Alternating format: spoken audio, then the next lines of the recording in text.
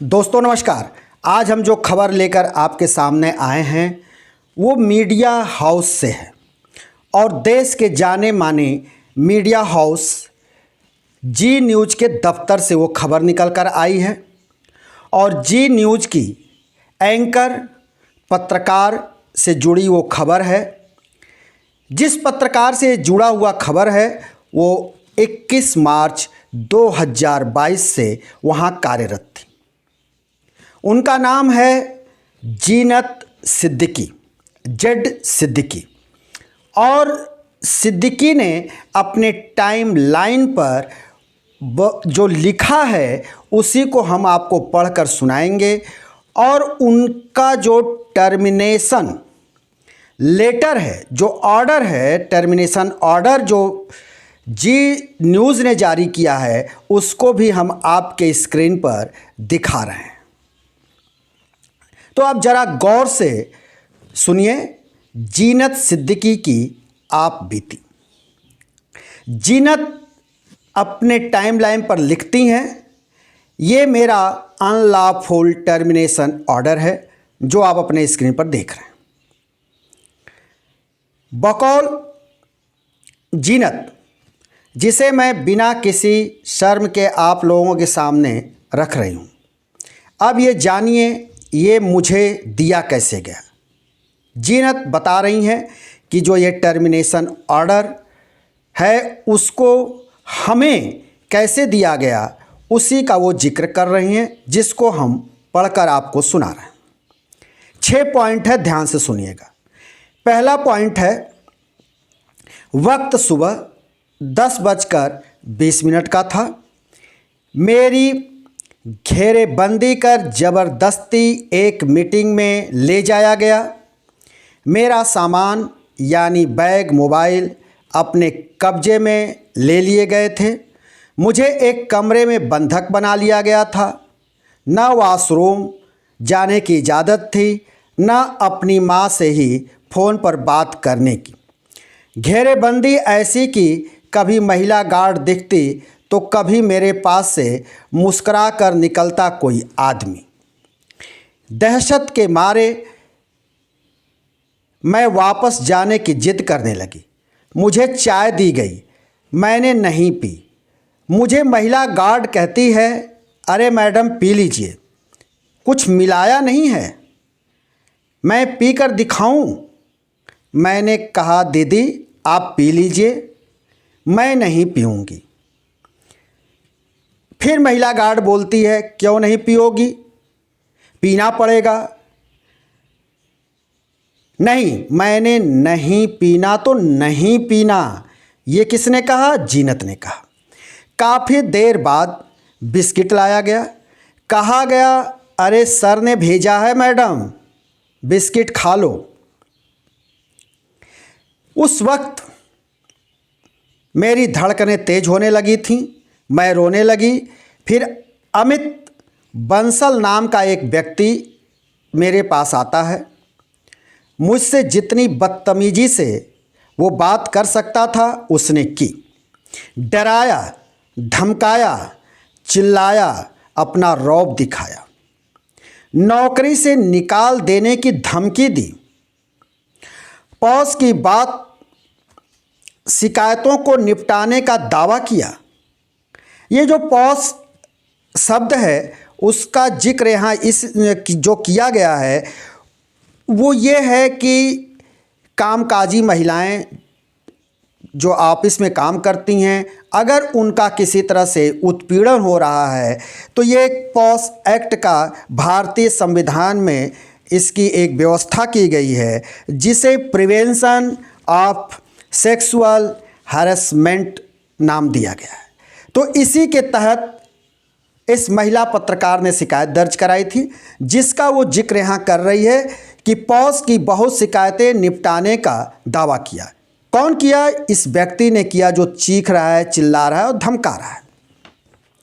मेरी कुर्सी के आसपास घूमना, खैर मैंने बाद में मालूम किया तो पता चला कि जो व्यक्ति हमारे इर्द गिर्द घूम रहा है, धमका रहा है, डरा रहा है, ये कोई और नहीं सिक्योरिटी डिपार्टमेंट का कोई हेड है। मैं उसे बार बार अपनी बॉस की शिकायत के बारे में बता रही थी, यानी अपनी उत्पीड़न के बारे में मैं बता रही थी। आईसीसी ने कैसे कानून की धज्जियां उड़ाई, जांच के नाम पर कैसे एक तरफा कार्रवाई की, सब हमने उसको बताया। मुझसे जांच के नाम पर कैसे मिसोजाइनिस्ट सवाल कमेटी ने किए, वो भी हमने उसको बताया। ये मिसोजाइनिस्ट जो सवाल होते हैं वो वही सवाल हैं कि किसी महिला से भेदभाव किया जाए या किसी महिला के उसकी जाति और उसके धर्म को लेकर भेदभाव किया जाए। इसी को मिसोजाइनिस्ट नाम दिया गया है। तीसरे पॉइंट में जीनत सिद्दीकी कहती हैं, फिर जबरन मुझसे रिजिग्नेशन पर साइन कराने की कोशिश की गई।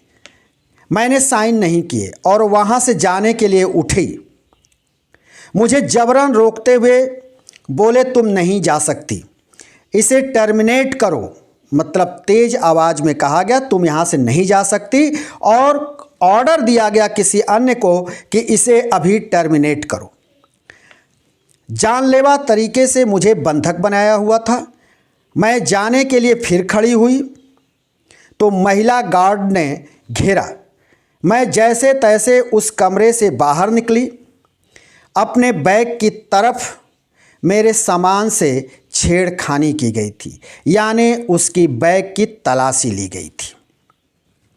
मैं बेसुध पहले खड़ी रही और अचानक कांपते हुए बैठ गई। एक महिला गार्ड ने मुझे छुआ और बोली, मैडम आपका शरीर ठंडा पड़ चुका है। दूसरी महिला गार्ड तेज आवाज़ में बोलते हुए यानी डांटते हुए कही, आई कार्ड दीजिए। इस दहशत भरे माहौल में मेरे पीरियड शुरू हो चुके थे। आप ज़रा सोच सकते हैं कि उस महिला एंकर जो पत्रकार है उसके ऊपर अपने ही दफ्तर में उस वक्त क्या बीत रही होगी। मगर मेरी हालत कुछ बोलने की नहीं। मैं फफक फफक कर रोने लगी और थोड़ी देर बाद सब घेर कर मुझे नीचे लाए। ऑफिस से एक व्यक्ति पहले से लिफ्ट के पास लिफ्ट रोके खड़ा था। चौथा जो इन्होंने जिक्र किया है, मैं जैसे ही नीचे आई फिर बैठ गई। मेरा शरीर हरकत नहीं कर पा रहा था। वो स्थिति आप समझ सकते हैं। मुझे एक एक सांस लेने के लिए संघर्ष करना पड़ रहा था। एक महिला गार्ड को शायद मुझ पर दया आई। उन्होंने मेरा हाथ मला, यानी नॉर्मल करने की उसने कोशिश की। इस पूरे घटनाक्रम में अमित बंसल नाम मेरे आसपास घूम रहा था, यानी उसके चिघाड़ने की, चीखने की और कुर्सी के इर्द गिर्द घूमने के कारण उसी का नाम मेरे आसपास घूम रहा था। मैं थोड़ी सामान्य हुई तो जैसे तैसे सब की घेरेबंदी में ही ऑफिस से बाहर निकली और गुप्ता चौक के पास, यानी ये सारा मामला जी न्यूज़ के दफ्तर नोएडा स्थित का है, जहाँ से ये एंकर बता रही है कि ऑफिस से निकलने के बाद किसी तरह से वो गुप्ता चौक के पास एक पेड़ के नीचे बैठ गई। सोचिए, जो हो रहा था वो मेरे परिवार को या मेरे किसी परिचित तक को नहीं पता था कि मैं किस मीटिंग में हूँ या क्या होने वाला है मेरे साथ। इससे कोई भिज्ञ नहीं था, किसी को नहीं पता। मैंने बहुत कम में बताने की कोशिश की है। इस लेटर में बकौल जीनत सिद्दीकी लिखती हैं कि हमने बहुत संक्षेप में ये बताने की कोशिश की है। आप उस वक्त की मेरी स्थिति क्या रही होगी आप सभी समझ सकते हैं। ये सब 2 घंटे से ज़्यादा तक चलता रहा मेरे साथ। जैसे तैसे मैं घर पहुंची। पहले से HR हेड पूजा दुग्गल के साइन से तैयार टर्मिनेशन ऑर्डर मेरे निजी ईमेल पर भेजा जा चुका था। यानी जब ये जेड सिद्दीकी अपने घर पहुंची तब तक इनके निजी ईमेल पर इनका टर्मिनेशन लेटर भी भेज दिया गया था एचआर हेड पूजा दुग्गल के तरफ से। ये सब इसलिए किया गया ताकि आदतन, ये बहुत बड़ी बात लिख रही हैं जीनत सिद्दीकी, इसको गौर करिएगा, लिख रही हैं कि ये आदतन लड़कियों को तंग करने वाले रमेश चंद्रा को बचाया जा रहा है, जैसे 2019 में भी बचाया गया था। वो जिक्र कर रही हैं कोई ऐसा मामला जरूर रहा होगा 2019 में जिसका वो जिक्र कर रही हैं कि उस वक्त भी रमेश चंद्रा को बचाया गया और आज हमारे मामले में भी बचाया जा रहा है। और पीड़िता को ही तरह तरह से यातनाएं देकर टर्मिनेट कर दिया गया। लास्ट पैराल में लिखती हैं कि मैं सोमवार को फिर ऑफिस गई एचआर हेड पूजा दुग्गल से मिलने और अपना निजी सामान लेने। कोई सहयोग नहीं मिला। मैंने 112 नंबर पर यानी पुलिस हेल्पलाइन पर हमने फ़ोन किया, फिर लिखित में थाने में जाकर शिकायत दी।